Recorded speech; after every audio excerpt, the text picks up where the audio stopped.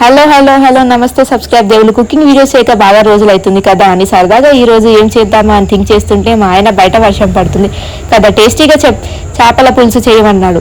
నాకు ఈ mutton chicken తిని బోర్ కొడుతుందని సరే అన్న. యాక్చువల్గా నాకు చేపల పులుసు చేయడం ఇదే ఫస్ట్ టైం.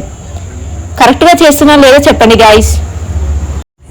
ముందుగా కావాల్సిన మసాలా అన్ని రుబ్బి పక్కన పెట్టుకున్న తర్వాత ఒక గిన్నె తీసుకొని నూనె పోసి ఉల్లిగడ్డ ఇంత పచ్చిమిర్చి ఆల్ స్పైసెస్ వేసి ఆ తర్వాత అల్లం ఎల్లిగడ్డ వేసిన తర్వాత రుబ్బిన మసాలా పేస్ట్ వేసిన అది గరం కాగానే కారం ఉప్పు పసుపు వేసిన ఇప్పుడు చింతపండు రసం పోసిన ఆ రసం మసిలినాక చేపలు వేసి ఒక 15 మినిట్స్ స్టవ్ మీద పెట్టి దింపిన.